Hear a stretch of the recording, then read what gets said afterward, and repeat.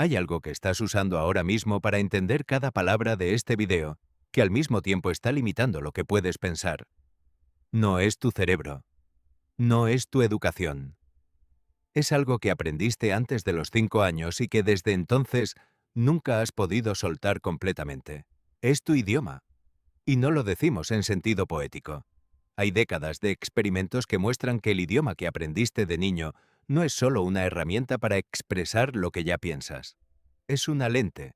Y dependiendo de qué lente tengas puesta, algunas cosas del mundo simplemente no existen para ti, o existen de una forma ligeramente distinta a como existen para alguien que creció hablando otra lengua.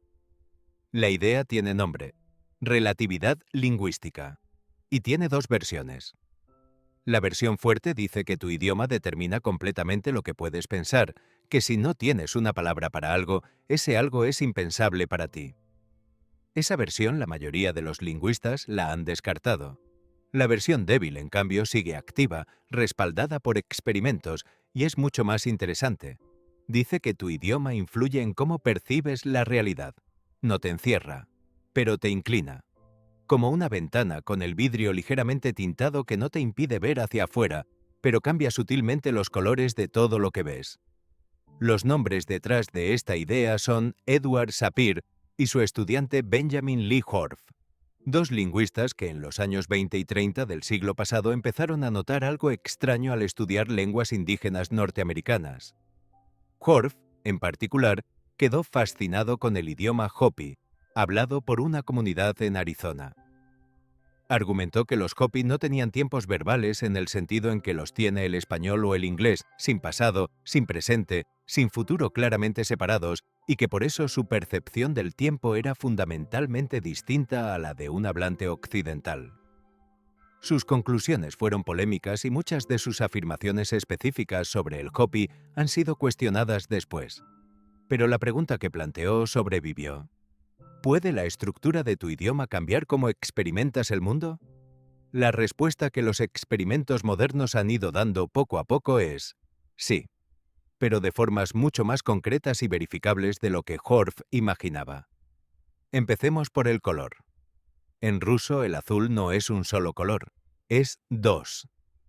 Hay una palabra para el azul oscuro sini y otra para el azul claro, goluboy.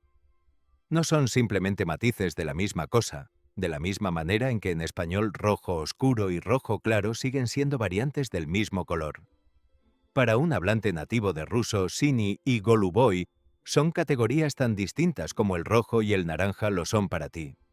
Y en 2007, la psicóloga Winfried Garbin, junto con otros investigadores, midió cuánto tiempo tardaban hablantes de ruso y hablantes de inglés en distinguir entre dos tonos de azul. Los hablantes de ruso eran significativamente más rápidos cuando los dos tonos pertenecían a categorías distintas en su idioma. Uno era sini y el otro goluboy, que cuando ambos tonos pertenecían a la misma categoría. Los hablantes de inglés no mostraban esa diferencia.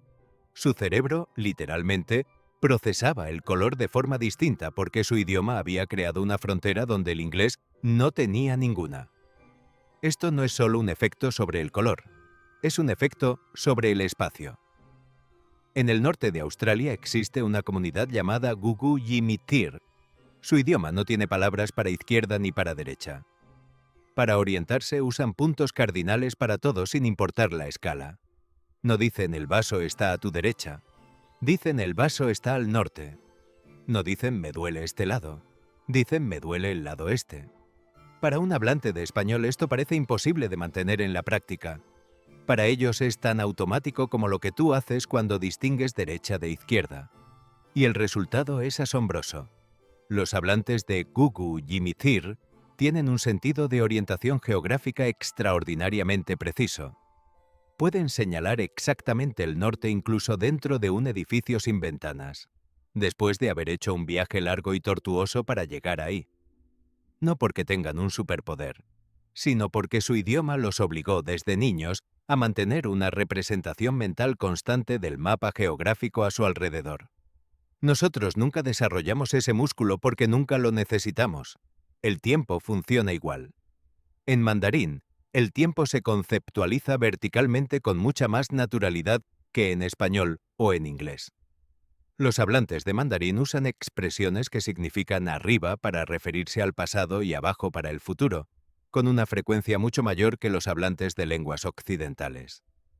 En 2001, la lingüista Lera Boroditsky hizo un experimento en el que preparaba a hablantes de inglés y de mandarín con una imagen vertical u horizontal y luego les hacía preguntas sobre el tiempo. Los hablantes de mandarín respondían más rápido cuando la imagen preparatoria era vertical.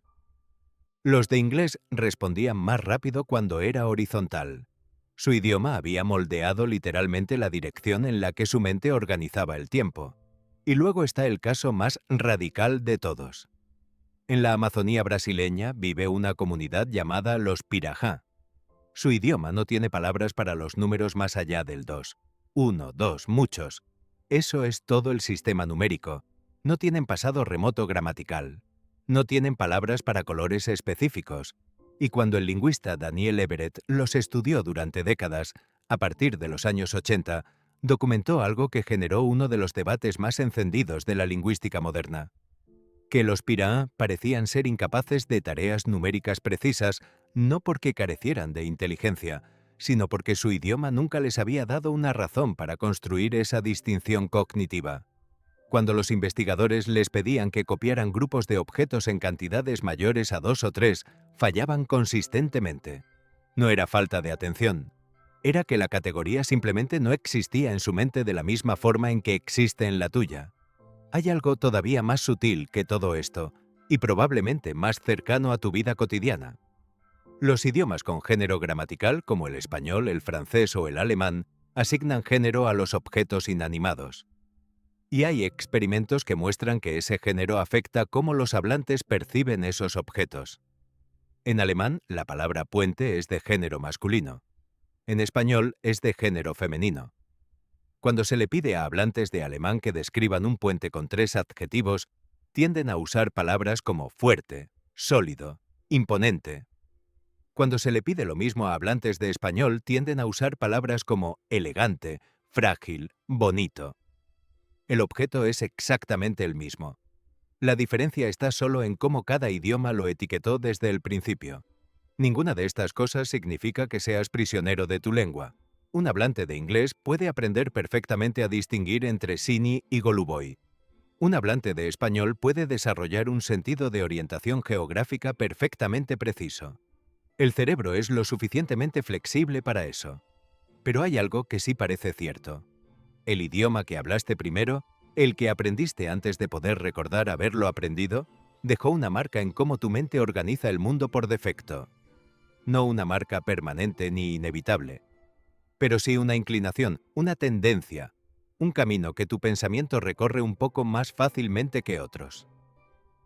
Worf lo dijo a su manera en los años 30, antes de que hubiera experimentos para probarlo.